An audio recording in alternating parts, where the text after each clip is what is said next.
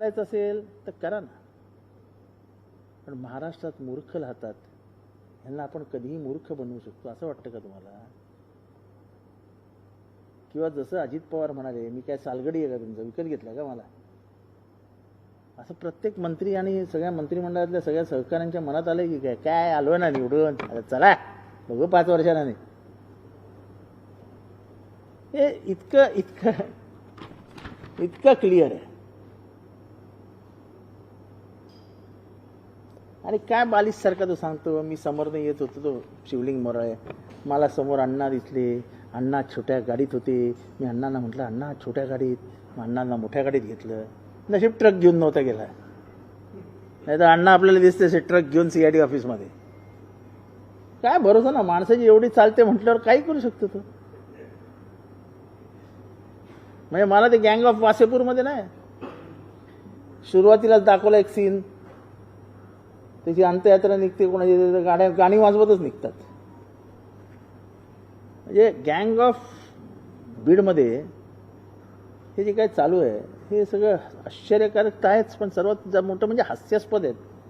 1 महिना होईल 9 तारखेला, काय प्रगती, असं जर मी तुम्हा पत्रकारांना विचारलं, खरं तर पत्रकारांकडूनच माहिती येते ना, तर आपण कोण आहे असं खात्रीशीररित्या सांगू शकतो की चौकशीची इतकी प्रगती झाली आहे? असं तर कधी इतकं पत्रकारांना आणि प्रसारमाध्यमांना अंधारात ठेवून चौकशी झाल्याची तर मला कुठली चौकशीच आठवत नाही. आज हे सगळं होत असताना राष्ट्रवादी काँग्रेसचे नेते छगन भुजबळ यांनी धनंजय मुंडेंची पाठराखण केली, ते म्हणाले की काही राजीनामा घ्यायची गरज नाही. काय वाटतं? नाही, असं हे प्रत्येकाचं आपापलं ओन परसेप्शन असतं. त्याच्यामुळे धनंजय मुंडे राजकारणाला भेटायला घेण्यात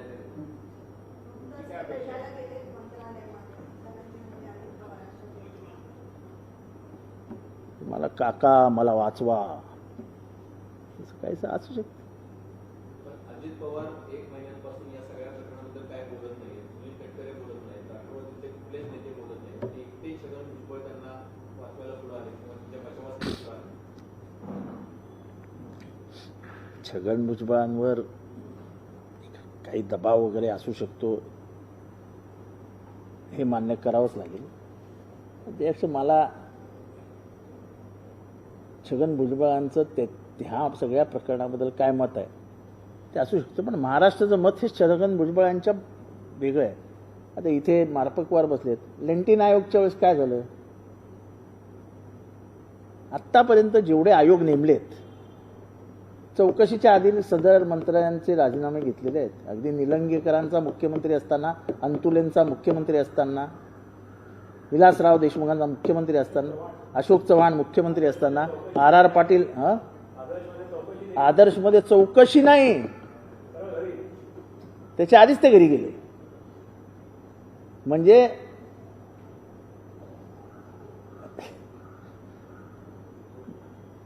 खरं तर हे सगळं शिकायला पाहिजे BJPकडनं.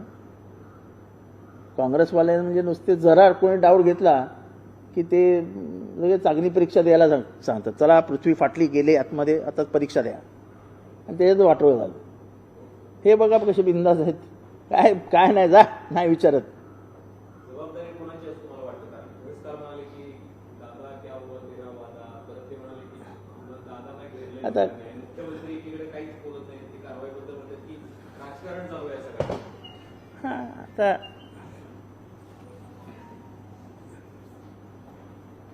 मुख्यमंत्र्यांनी राजकारण बंद करावं आणि योग्य निर्णय घेऊन योग्य ती कारवाई करायची. त्यांनी सांगितलेलं पहिल्या भाषणात की ह्या वेळेस अशी अपेक्षा आहे, आम्हाला अजूनही वाटतं की ते काहीतरी करतील.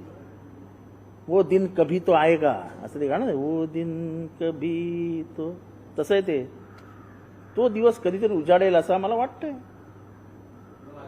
हे असं आज त्यांनी केलं ना 3 जणांना सस्पेंड, म्हणून मी त्याला लगेच कारणासह स्पष्टीकरण दिलंय की जर तुम्हाला 3 जण हे वाटतात की ते प्रभावित करू शकतात तुमची चौकशी, तर धनंजय मुंडेंबद्दल तुम्हाला काय म्हणायचं आहे?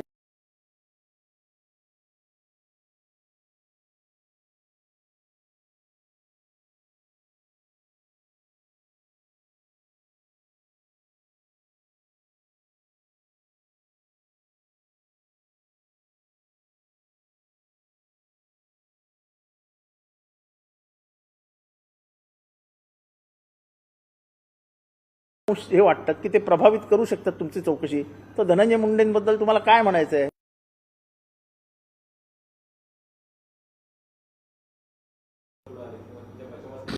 काही दबाव वगैरे असू शकतो, हे मान्य करावंच लागेल.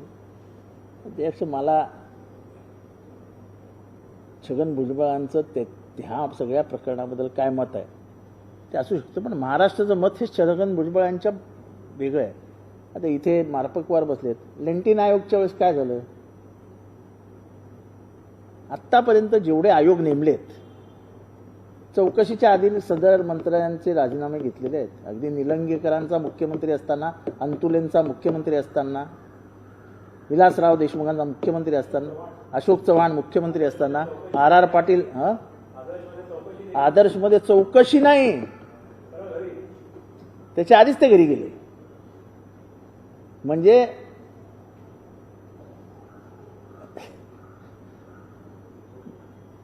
खरं तर हे सगळं शिकायला पाहिजे बीजेपीकडनं.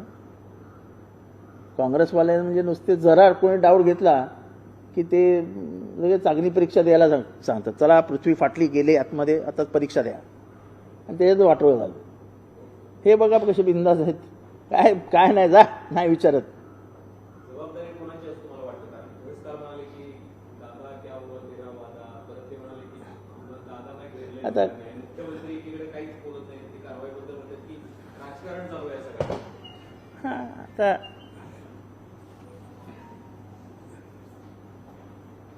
मुख्यमंत्र्यांनी राजकारण बंद करावं आणि योग्य निर्णय घेऊन योग्य ती कारवाई करायची. त्यांनी सांगितलेलं पहिल्या भाषणात की ह्या वेळेस अशी अपेक्षा आहे. आम्हाला अजूनही वाटतं की ते काहीतरी करतील. वो दिन कभी तो आएगा असं ते गाणं, वो दिन कभी तो, तसं आहे ते. तो दिवस कधीतरी उजाडेल असं मला वाटतंय. हे असं आज त्यांनी केलं ना 3 जणांना सस्पेंड, म्हणून मी त्याला लगेच कारणासह स्पष्टीकरण दिलं आहे की जर तुम्हाला 3 जण हे वाटतात की ते प्रभावित करू शकतात तुमची चौकशी, तर धनंजय मुंडेंबद्दल तुम्हाला काय म्हणायचं आहे?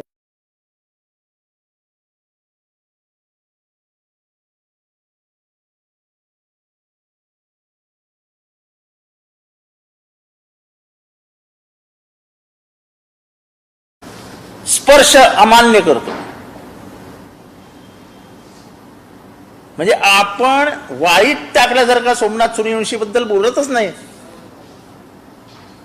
माझी विनंती आहे सगळ्या महाराष्ट्राला, तुम्हाला सगळ्यांना, की सोमनाथ सूर्यवंशी सुद्धा एक आईचा पोरगा होता. त्याची आई बिचारी गरीब, एका गरीब घरातला पोरगा, लॉचा स्टुडंट होता. त्याला काही समजत नव्हतं लॉ काय आहे, काय नाही, काय नाही. फुले शाहू आंबेडकरी विचारांचा खंदा कार्यकर्ता होता, खंदा कार्यकर्ता. असं पण नव्हतं की रस्त्यावरचा कोणता गवळ्या टवळ्या होता. सरकार त्याच्याबद्दल एक इंचाची माहिती देत नाही. सरकारकडनं अपेक्षा आहेत. तुम्ही एक दलित पोरगा मेलाय, दलित, त्यांच्या आयुष्यात काय फक्त मरण यातना आणि मरणच आहे का त्यांच्या नशिबी दिलेलं? चौकशी पण करायचं जा, ते मेलाय जा, ते टाकून झाडीमध्ये.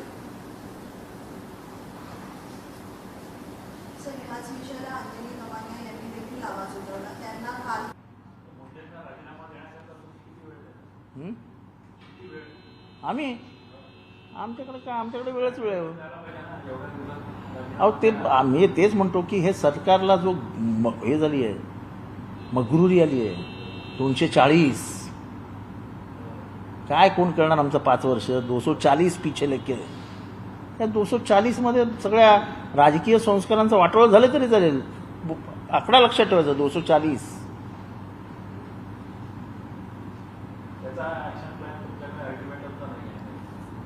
अनभिज्ञ होत ना आम्हाला काय, म्हणजे ना तर सरकार आम्हाला काय बोलतंय आणि सरकार तर टिंगल करते. ते म्हणाले त्याने काय पत्रकार परिषद घ्यायची असते कुठल्या तरी विषयावरती, मग ते घेत असतात आणि आपली टिंगल टवाळी चालू आहे त्यांची, विरोधी पक्षाच्या सगळ्या कार्यकर्त्यांची. म्हणजे एकदम हलक्यात कसं घेतात काय सहज नाही यार. पण आपला मुद्दा आपण सोडणार नाही. तुम्ही आमची टिंगल करा, टवाळी करा. तुम्हाला महाराष्ट्रात तुम्हाला सोमनाथ सूर्यवंशीचं भूत आणि संतोष देशमुखचं भूत तुमच्या मानेवर बसवणार म्हणजे बसवणारच. हे नाही चलेगा. गरीबों की क्या जान जान नहीं होती सेठ, तो एक 70 साल एक पिक्चर आला होता. एका गाडीखाली एक गरीब चिरडला जातो आणि तो गाडी पुढे घेऊन जात असतो. तो मेन ऍक्टर असतो, तो पुढे येतो आणि त्या गाडीवर पाय ठेवतो आणि विचारतो, गरीबों की जान क्या जान नहीं होती सेठ. तसे गाडीवर पाय ठेवणारे महाराष्ट्रात तर खूप जण आहेत. हा प्रश्न विचारणार, क्या गरीबों की जान जान नहीं होती. महायुति सरकार जरा बताओ.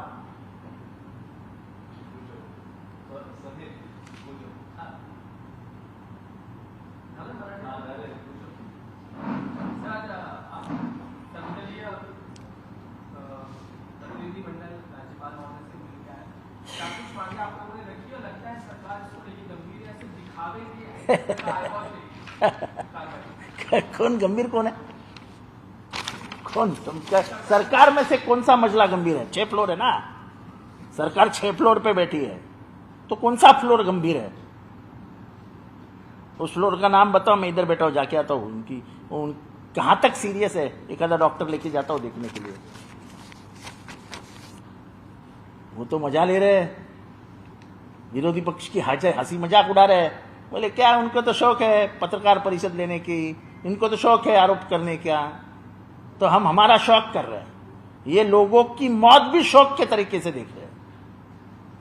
लोगों की जान गई, इसमें इनको कोई गम नहीं है.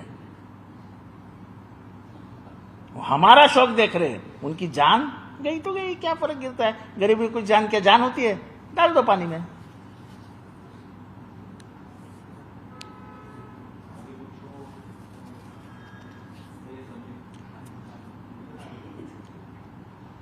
हे सर्वात महत्वाचं यह है, 3-4 दिन पहले मैंने बताया था, ये शिवलिंग मोराळे करके लड़का है.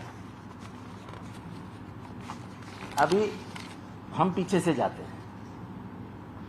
एक गाड़ी आई सीआईडी ऑफिस में, और सीआईडी ऑफिस के दरवाजे पे वो गाड़ी लगी, और इस दरवाजे से महामहिम वाल्मीकन्ना कराड़ साहब उतरे, गले में गमछा वगैरह डाल के. जरा भी नहीं लग रहा था कि वो पुलिस स्टेशन में जा रहे हैं. मैंने अक्सर ये देखा है, पुलिस स्टेशन में कोई भी गुनहगार, इसके ऊपर आरोप हुआ है, वो जाता है तो 4 पुलिस उसके आजू बाजू में आ जाते हैं. मैंने खुद उसका एक्सपीरियंस लिया हुआ आदमी. झूठी केस लगने पर भी लोग पुलिस सताते हैं. काम उनका है ना डराने का. पुलिस का डर जिस दिन चला जाएगा समाज में से, उस दिन अराजक आ जाएगी. तो हमारे समाज के बड़े नेता वाल्मीकन्ना कराड़ साहब उतरे. ये गाड़ी नंबर 2231. अच्छा, ये गाड़ी मालिक कौन है? तो 25 दिसंबर 2022 में उसने फेसबुक पर डाला है. ये पेज का मालिक है शिवलिंग मोराळे.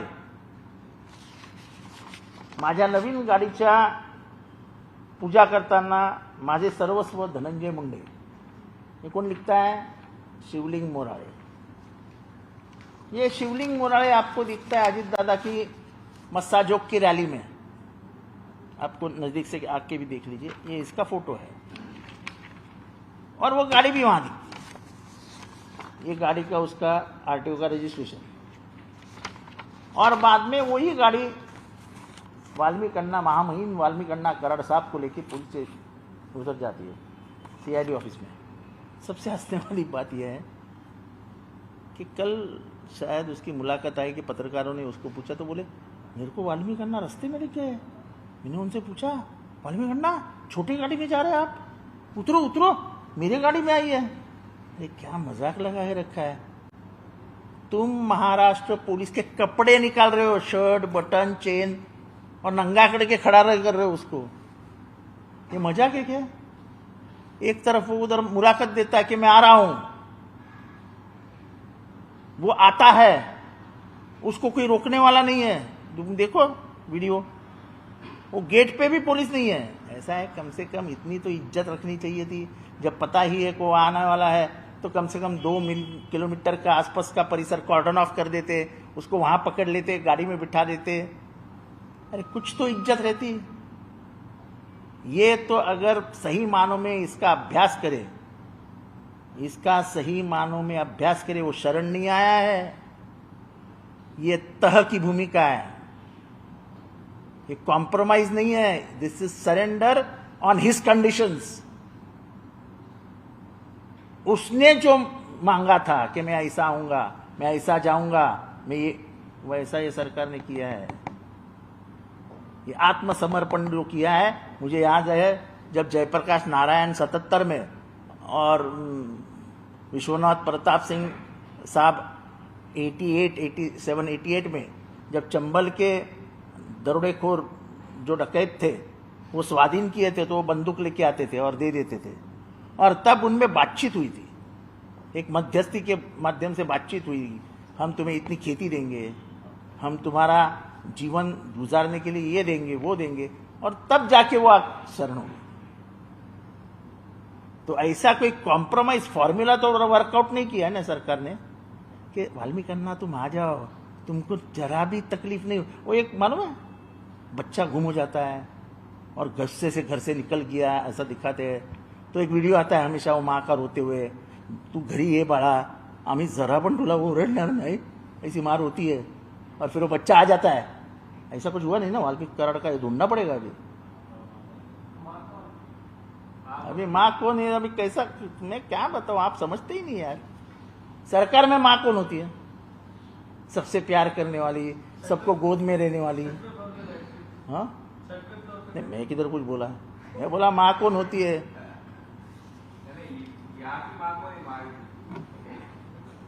अभी आपको नहीं पता तो फिर मैं क्या बताऊं। तो बात ऐसी है, ये सरकार इस केस को खराब कर रही है, सरकार इस केस को खत्म कर रही है, और उसके साथ साथ ये सरकार को सबसे डर लग रहा था सोमनाथ सूर्यवंशी का। वो सोमनाथ सूर्यवंशी को महाराष्ट्र को भूलने लगा है। ऐसा मेरे ख्याल से कस्टडियल डेथ बहुत देखे महाराष्ट्र में, पर मैजिस्टेरियल कस्टडी डेथ नहीं देखा है। दंगे के 4 दिन में आदमी मरता है कस्टडी में, मैजिस्टेरियल कस्टडी में।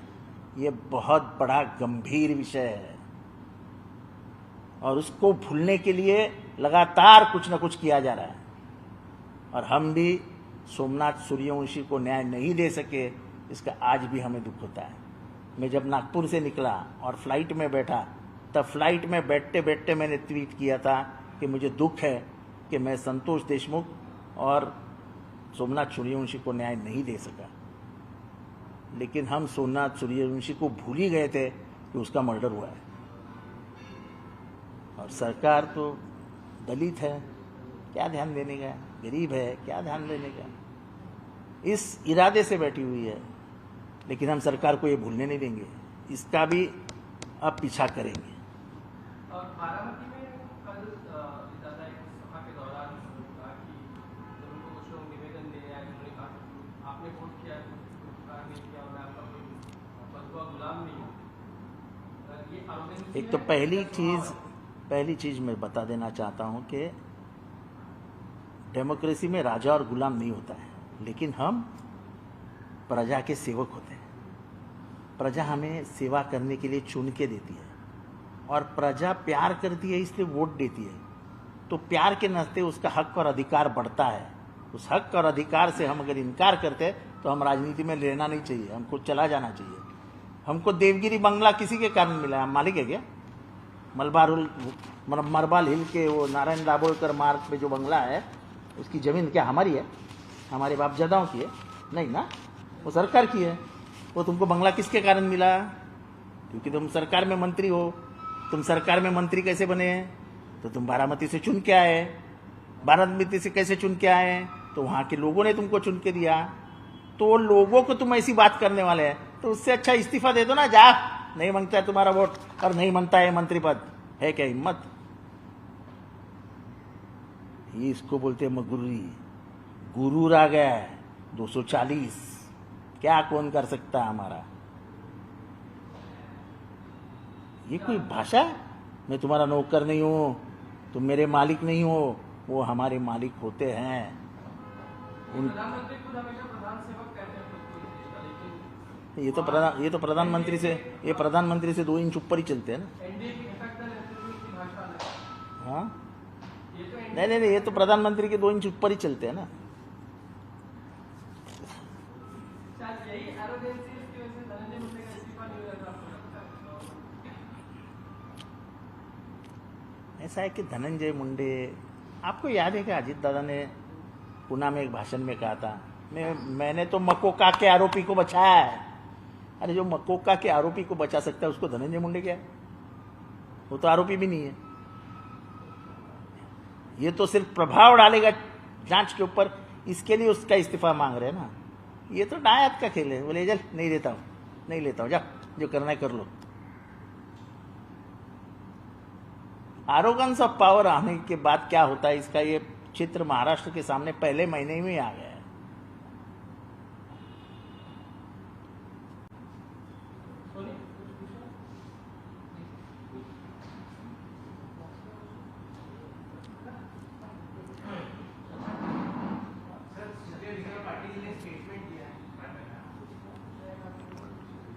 और सब्जेक्ट डाइल्यूट हो जाता है। ये 2 इंपॉर्टेंट सब्जेक्ट है।